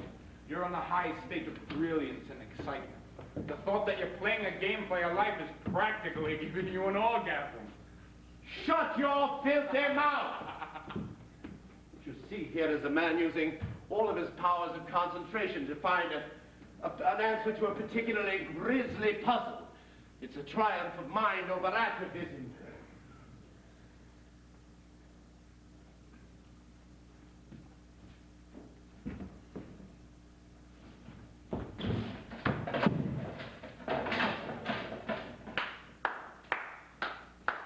Very good. Excellent, excellent, excellent. I'm sorry it's so messy there. It's just earth from Tate's first grave beneath your yew tree. All right. Next clue. It's the murder weapon you said. You said you strangled her. What with? A rope? A belt? A scarf? It bit very deeply into her neck, Andrew. I had to pry it loose. You filthy, sadistic little wop.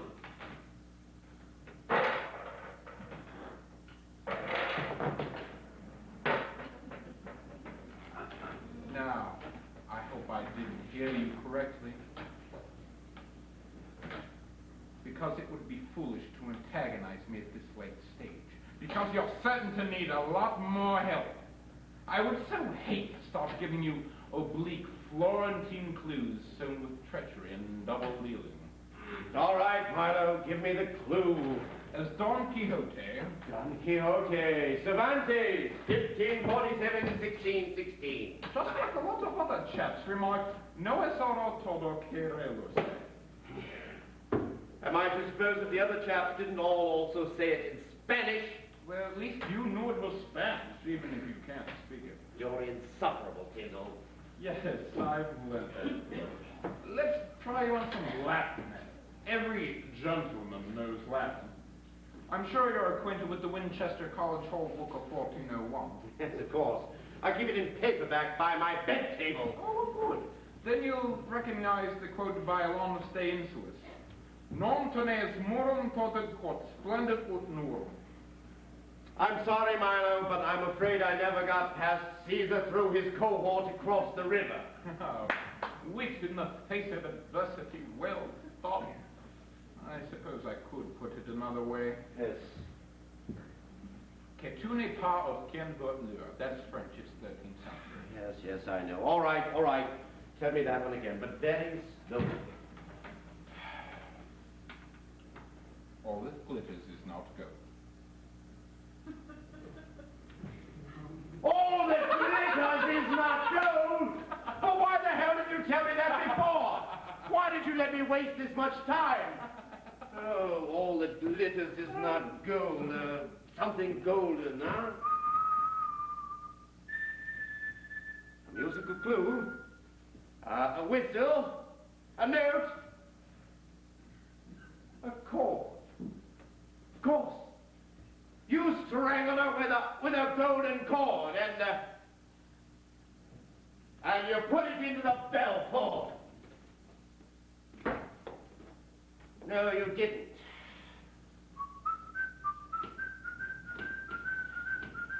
In olden times, in olden days, a glimpse of stocking. Stocking. You strangled her with a stocking then, eh? And you put it in the spin dryer. Gold. It's in his room, remember? All right. Stockings. Where do you put stockings? In one leg, of course. I thought I heard something, Andrew. In olden days, a glimpse of... No. Yes, Andrew, it's the police. They're coming up to try. Well, don't let them in. In olden days, a glimpse of something.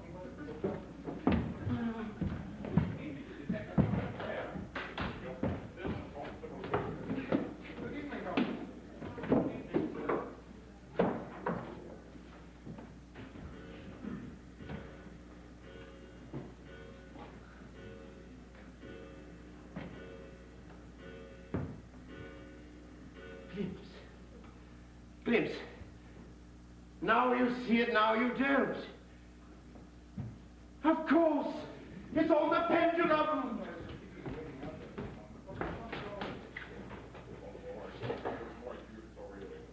Why don't you hang your coat? It's a bit warm inside.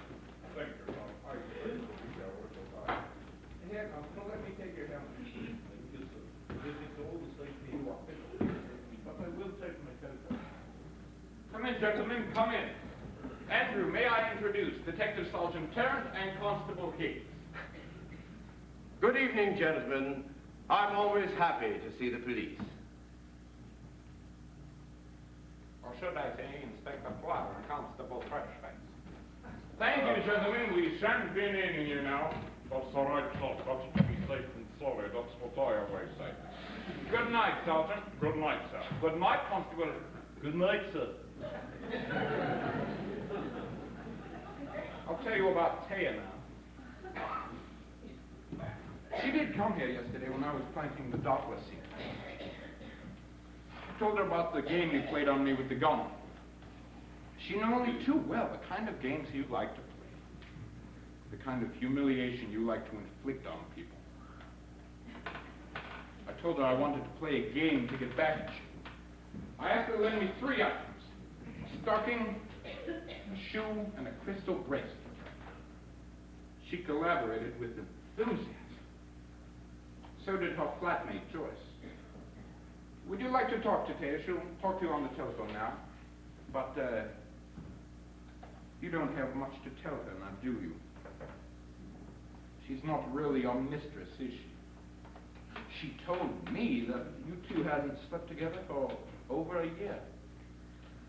She told me you were practically infidel.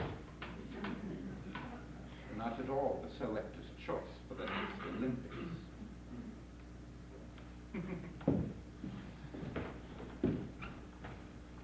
Where are you going? To collect Marguerite's fur coat. She's not coming back, then? No, she's not. Milo, wait. Don't go. Don't waste yourself on Marguerite. She doesn't appreciate you like I do. I mean, you know how to play a game, and that's so rare. I mean, 2 people who come together to share a few moments of light between the darkness. Joking. Just joking. She wouldn't live here. Well, yes, I suppose if you'd like. Is it legal and private between 2 consenting games players? Milo, I just want someone to play with. No. Please, no! Most people want someone to live with. But you have no life to give anyone. Only tricks and the shadows of long ago. Take a look at yourself, Andrew, and ask yourself a few simple questions about your attachment to the English detective novel. Perhaps you'll find that the only world you can inhabit is a dead world. A country house world where colonels and their peers and everybody dies in the study, where butlers steal the port and pert parlor maids cringe, weeping behind green baize doors. It's a world full of coldness and class hatred, full of 2-dimensional characters that are not expected to communicate, where to be a foreigner is to automatically be a figure of fun, where only a sleuth ever wins. Oh, to be puzzled is all. In short, your detective novels are the recreation of a life-hating, outdated, ignoble mind. I'll get that fur coat now. I assume it's Marguerite's, unless, of course, you've taken to transvestism as a substitute for non-performance.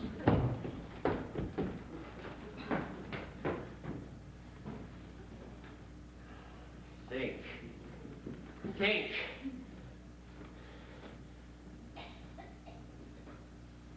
Yes. The fur coat, of course. Yes, Inspector, I was working in the day room when I heard this noise, and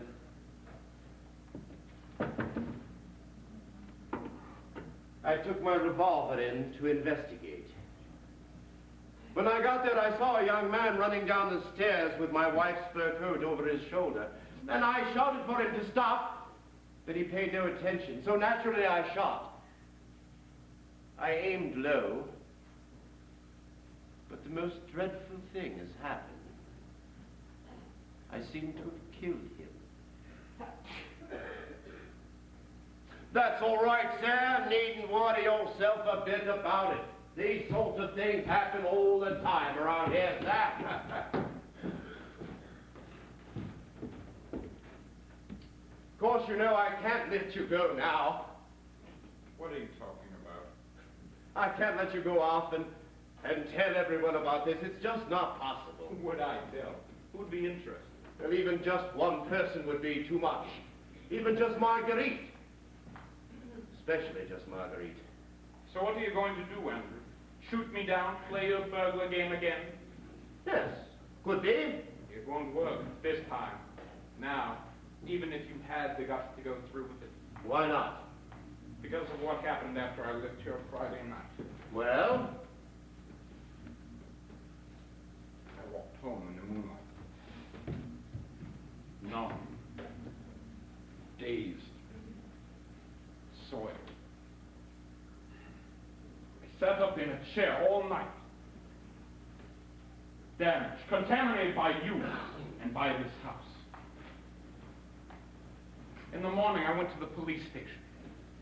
One of the men, Detective Sergeant Tarrant, yes, he's real, took me into a little back room and we had quite a long chat. I don't think he listened to much that I said, although I showed him the powder burn on the back of my head. He was much more interested in my relationship with Marguerite, which, by the way, Andrew, they all seem to know about. I thought to myself, he's not going to do anything because I'm just a stranger from London who's down here screwing the wife of the local knob and is getting just what he deserves.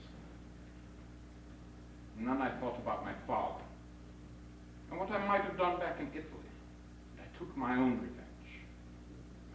I think, well. But remember, Andrew, the police might still come. Well, then why haven't they? I don't know. Maybe they won't. But you can't play a burglar game now because they'd never buy it now. So, you see, you've lost. You're lying! Look, why don't you phone Detective Sergeant Tarrant if you don't believe me? And say what? Pardon me, Sergeant, but has Milo Tyndall been around accusing me of framing him for a burglary?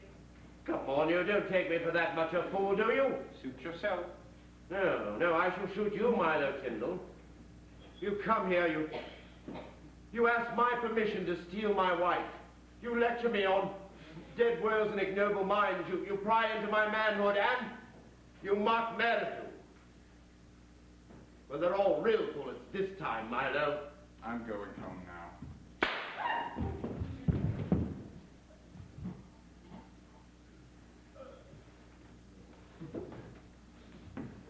You're a bad liar, Milo Tyndall.